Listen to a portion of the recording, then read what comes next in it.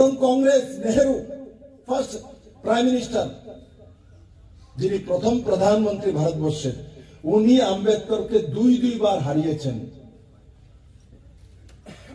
আম্বেদকর যাতে জিতে পার্লামেন্টে না আসতে পারে তার জন্য যা করার উনি তা করেছেন। কিন্তু ইতিহাসে যে সংবিধান রচয়িতা তাকে ইলেকশনে হারায় রাখি চুরি ডাকাতি বদমাইশি রেপ এইসব করছে পলিটিক্যাল মার্ডার ত্রিপুরা কংগ্রেস আনেনি, কমিউনিস্ট এনেছে। সচিন সিং এর সরকারের সময় ত্রিপুরাতে কোনো পলিটিক্যাল মার্ডার হতো না, সুকুমার সেনের সময় কোন পলিটিক্যাল মার্ডার হতো না। পলিটিক্যাল মার্ডার ত্রিপুরাতে শুরু হয়েছে নৃপেন চক্রবর্তীর কার্যকালে, first chief minister of communist party in Tripura, এরা শুরু করেছে। তারপর যুগ সরকার আসার পর প্রত্যেক ক্রিয়ার সমান বিপরীতমুখী প্রতিক্রিয়া হয়। নিউটনের সূত্র এই জোট সরকারের মধ্যে যারা ছিল এরাও ত্রিপুরাতে রাজধানী করেছে, আর রাজধানী তো করেছে এক্সচেঞ্জ করে দিয়েছে।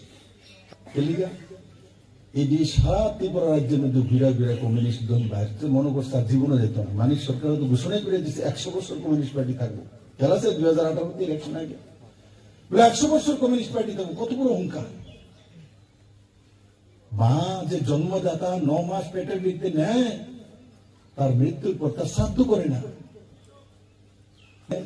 এটি এখনো সিপিএম এর বুঝে না, এটি উজায় যে আবার আমু আবার এরকম কিচ্ছু না। এটার গ্রাম প্রধান জিততে দিতাম না, এমএলএ তো দূরের কথা, এমএলএ তো দূরের কথা।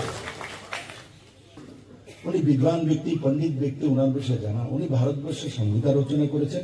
ওনাকে সম্মান কমিউনিস্ট আর কংগ্রেসের কোনোদিনও দেয়নি।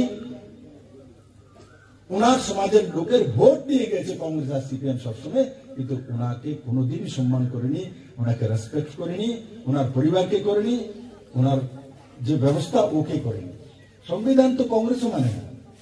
কংগ্রেস তো ভাবে শুধু নেহরু খানদান যেটা আছে এটাই ভারতবর্ষের মধ্যে পরিবার।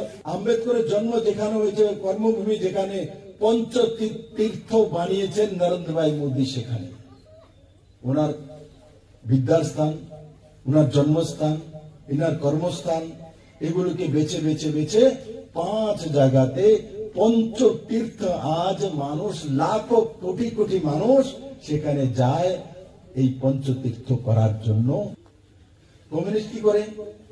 কমিউনিস্ট স্টালিনের জন্মদিন কত বছর, স্টালিনের মার জন্মদিন পালন করবে, লেনিনের বাবার জন্মদিন পালন করবে, মৃত্যু দিবস পালন করবে, তারা ছেলে মেয়ে থাকলে হিডিরও জন্মদিন পালন করবে, মাসুতিগণ করবে, পত্রাচুর করবে। ওনার 90 বছর এসে পালন করবো, 99 বয়সে তো করবো। কিন্তু বি.আর. আম্বেদকরের জন্ম জয়ন্তী যে ভারতবর্ষের সংবিধান রচয়িতা তার এরা করে না। এরা ভারতীয় নেতৃত্বকে মানেই না। তার জন্য এখানেও যে বাই দা পিপল নির্বাচিত হয়, চাই জ্যোতি বসু হোক, স্বর্গীয় নৃপেন চক্রবর্তী হোক, এদেরকে এরা ভুলে গেছে।